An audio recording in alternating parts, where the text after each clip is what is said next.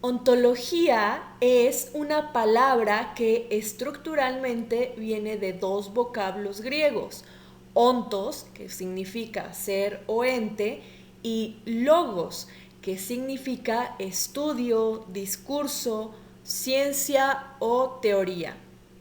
La palabra ontología, por sus fundamentos léxicos, significa estudio del ente, aunque en su significado de fondo sabemos que es aún más complejo. Y es que esta rama de la filosofía se definió como tal en la modernidad, en el tiempo en el que los pensadores observaron la clara diferencia entre el sujeto trascendente y el sujeto inmanente. La ontología es una rama de la filosofía que derivó de otra rama de la filosofía que se llama metafísica. Así que para tener en claro qué es la ontología, necesitamos saber qué es la metafísica.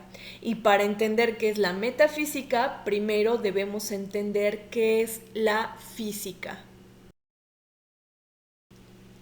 Para los griegos, física o physis es lo que nace, lo que se origina o lo que se genera. Esta generación u originación es vista como un movimiento, pues el ser que se engendra pasa de no existir a existir.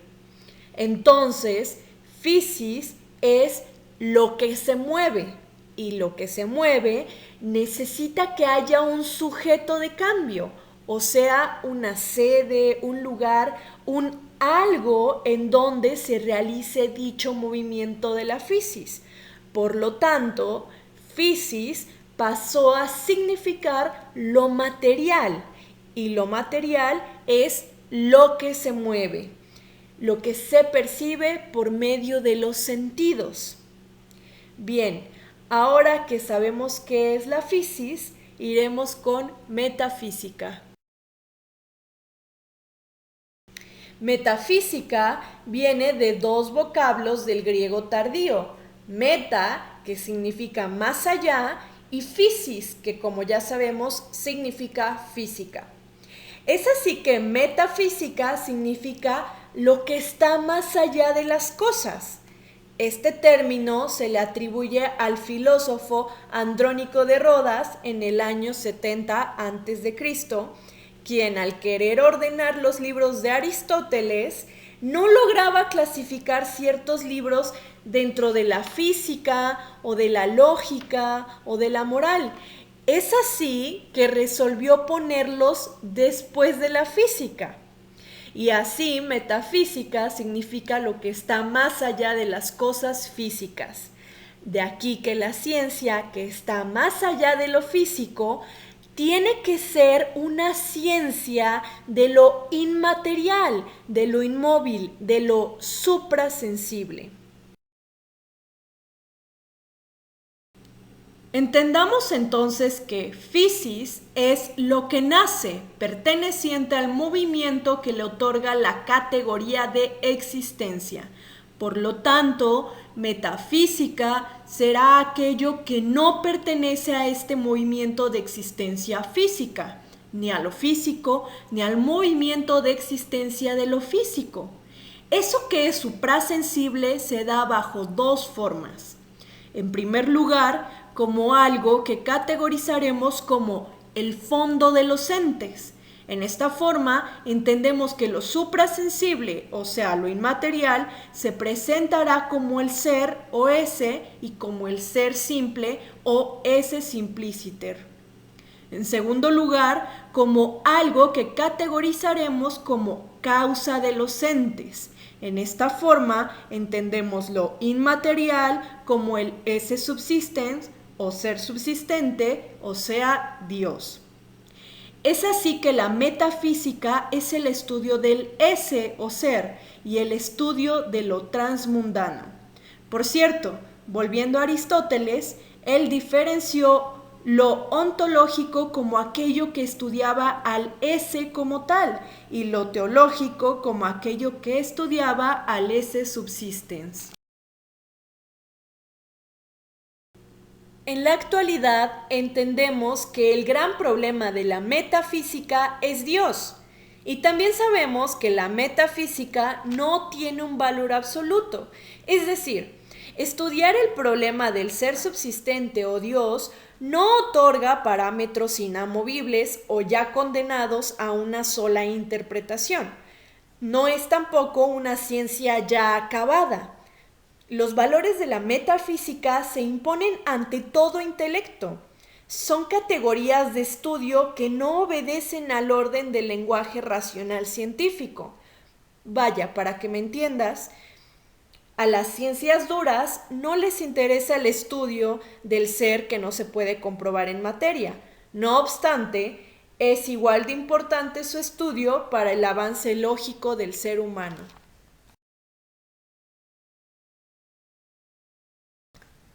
Históricamente fue en el siglo XVII cuando se dio la revolución del pensamiento. Se buscó la exactitud matemática. Ahora la coherencia dejó de ser parte de las ideas para formar parte de las medidas. Las ciencias querían materializarse. Fue Immanuel Kant quien entendió que la metafísica se volvió un tratado sobre las ideas y el pensamiento que pretenden estar por encima de la experiencia. Esto quiere decir que la metafísica condenó a un orden moral a todo lo que tenía que ver con el ser simple o ente, volviéndose una idea irrevocable que dejaba fuera todo lo que venía de la experiencia humana.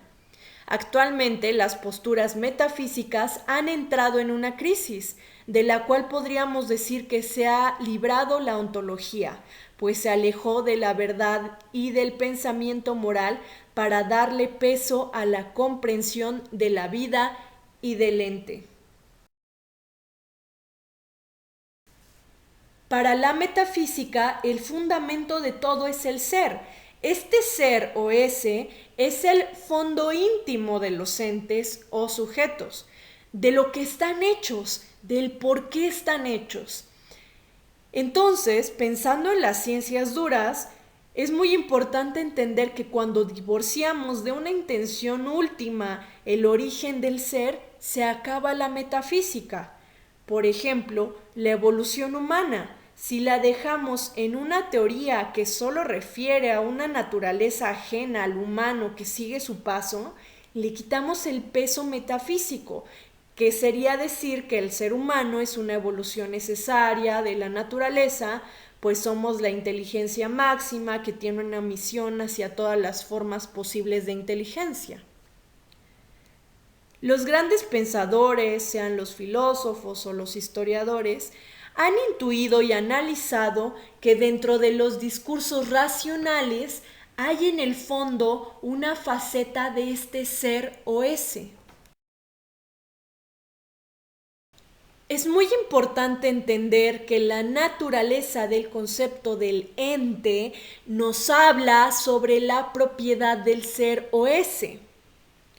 El ese es trascendente, es decir, aun con su carácter estricto, supera más de lo que pudiera regular en el momento, o sea, va más allá. El ser es el acto de los actos, es lo que le dará actualidad a los demás actos. Sin el ser, los actos no serían. Y los actos, por su parte, son acción del ente. Ahora que sabemos que el ser es causa del ente, entendemos que el ser es a priori al ente, o sea, es antes del ente. Este ser, además de ser trascendente, prevalece, pues cada operación humana del ente va precedida por un juicio. Hay ya siempre una operación lógica previa a lo que busca activar o decir. El ente opera en forma física, o sea, dice o hace. y esto racionalmente desde el lenguaje. Pues para llevar a cabo esta operación física, antes hay un juicio que se logra desde una síntesis esencial del ser, una mera función lógica. Esa función lógica es un acto único del ente. Es esa evolución humana única que entendemos por racionalidad. Y ese carácter de originalidad es el que ha llevado al mismo pensamiento cuestionarse todas las posibilidades de entender su estructura. Sabemos entonces que dichas funciones lógicas son logradas desde un juicio. Dicho esto, anotemos que el ente, o sea, hombre sujeto, está en relación con el ser, y el ser es algo universal, que origina, afecta y moldea al ente. Y es por todo esto que cuando el ente se estudia como lo que tiene que ser, se estructura una nueva problemática, que es que el ser simple no es el mismo que el ser subsistente, pues Dios no tiene un ese simple, no es sujeto y no es material. Y por otro lado, la problemática que se asoma es que hay algo de ese ser simple que es tangible e inmanente. Y por estos problemas es que se divide el estudio en una rama que está en constante movimiento y modificación, o sea, la ontología. Es muy importante tomar en cuenta y no olvidar que el ser siempre se va a regular en propiedades metafísicas y ontológicas. Es así que con todo lo que hemos entendido, a nuestra pregunta original sobre qué es la ontología, la responderemos desde ciertas observaciones. Primero, toda ciencia trata de los entes. Y toda ciencia estudia a los entes físicos, matemáticos, lógicos, etc. La ontología estudia al ente como tal, ya que estudia aquello que hace que el ente sea ente, y esto es el ser. La ontología tiene como objeto material a todos los entes y por objeto formal al ser o ese. Segundo, la ontología, por su nombre y estudio, nos indica que el ente es manejado por el logos. No solo es ente, sino también logos, discurso. Estructuralmente, el discurso está formado por proposiciones y las proposiciones por términos. Estos términos existen orales y mentales, estando los términos orales fundamentados por los términos mentales. O sea, los términos orales dan origen al discurso mental y este da el significado al logos, que es nuestro estudio en la ontología. Entonces, logos significa comprensión racional, o sea, discurso mental. Todo esto quiere decir que el ente puede ser objeto de conocimiento por parte del logos, es decir, que el ente se abre o tiene una apertura al concepto, al discurso y al conocimiento racional. Por lo tanto, ontología es el discurso racional acerca del ente. Tercero, sabemos que la verdad no es parte de un sistema ontológico, pues se llega al ente fundamentalmente por medio del logos, o sea, de la razón, no de la verdad. No hay entonces en la ontología una verdad absoluta. Y esto nos lleva a la cuarta observación, que es que, habiendo descubierto al ente por medio del logos, encontramos que tiene un parecido con todo lo demás. el ente repercute en nuestras emociones, repercute en nuestra voluntad, se nos muestra como una resistencia a vencer con esfuerzo, o incluso al final de nuestra vida se da o se muestra como una intuición. Todas estas son posibilidades humanas. La emoción, los sentimientos, la intuición, la voluntad son derivadas de una fundamental que es el logos. Para el filósofo alemán Hegel, la ontología es la ciencia del ente, pero el ente no es objeto del conocimiento racional. A este ente se le conoce por medio de una intuición al final del proceso dialéctico.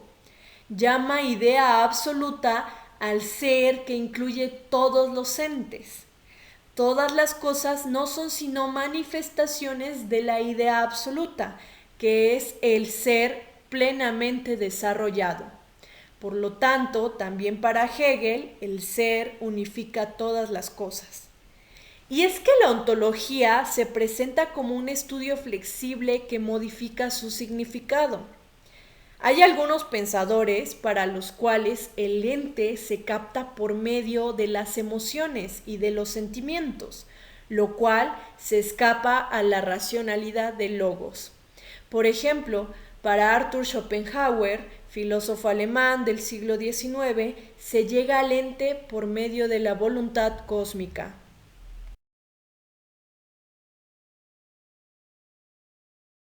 En el momento en el que la ontología se desprende de la metafísica, se vuelve un estudio de lo físico.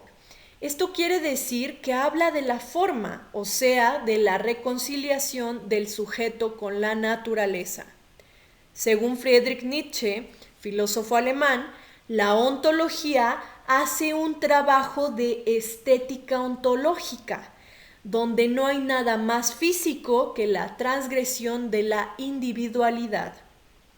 Un pensamiento donde la afirmación de la vida y existencia es la muerte. Volviendo así a la filosofía como una fuerza, donde en primer lugar la vida debe remediar la materia. O sea, asumir un cuerpo por completo como un horizonte de valores estéticos y no de inversión. Es ahí donde la filosofía afirma la vida en su sentido más arcaico y originario, donde valora su naturaleza caótica. De esto que la categoría de transgresión sea necesaria para entender las fuerzas activas fisiológicas de la individualidad. En Nietzsche, esta transgresión comienza en el arte, que toma una visión dionisíaca como una totalidad sublime que muestra por sí sola la tensión trágica en el acontecimiento, reafirmando la vida. Y así va tomando lugar una infinidad de categorías y figuras de pensamiento que hablarán de esta inmanencia del ente. Figuras que trabajan totalmente desde el cuerpo, son corporales y aligeran al ser del peso moral metafísico. Pensamientos de la sensación que desautomatizan la operación del conocimiento, rompen con la estructura del sujeto y se alejan de las condiciones visibles históricas, siendo así que una afirmación ontológica se logra desde la voluntad de poder. Estas figuras de pensamiento o categorías nómadas asumen el poder que el arte y la inmanencia tienen sobre el ente, haciendo de estos su vida y su necesidad. Y podemos nombrar unas cuantas de todas estas categorías, tales como el niño, lo múltiple, el afuera, el ansia, el caos, la repetición, lo sagrado, lo vibrátil, la fascinación, el acontecimiento, el erotismo, la comunidad, la angustia, la negatividad, la soberanía, la ausencia, lo neutro, lo imposible y la noción de gasto, entre muchas más. que se vuelven figuras de lo inmanente, indeterminadas, que hablarán fuera del discurso visible y enunciable, sin tiempo y sin objeto, entendidas solo como experiencia límite, experiencia interna.